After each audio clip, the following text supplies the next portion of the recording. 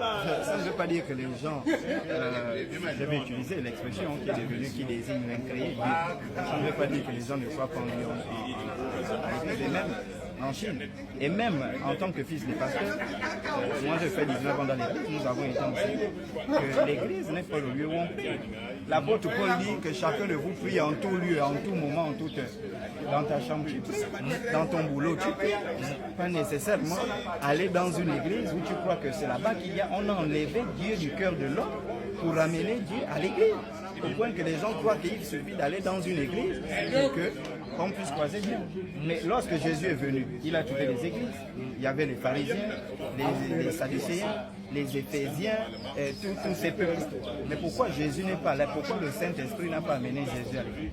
Le Saint-Esprit, après le baptême, a pris Jésus, l'a amené dans le désert. Hein? Et quand Jésus est sorti, est-ce qu'il a conçu une seule église? Mais c'est pas possible. Mais il a quand même dit à sa maman à un moment donné que pourquoi vous me cherchez si je suis dans la maison de mon père? Hein? Non, c'est-à-dire que c'était on va dire ici un temple, voilà, justement, qui est la maison de son père, le temple, voilà, qui est censé refléter l'image de son père.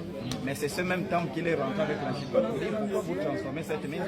Voilà, parce que l'église n'était pas un lieu où on partait, le temple n'était pas un lieu où on partait prier, c'est un lieu où on allait chaque année pour faire des vœux, faire des sacrifices par année.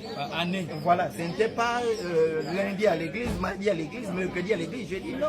C'était des choses, et d'ailleurs, même quand tu le dis, il monte pour un sacrifice annuel. Il monte avec sa famille, c'est ce que la Bible dit. Et après, ils ont terminé le sacrifice, ils sont partis.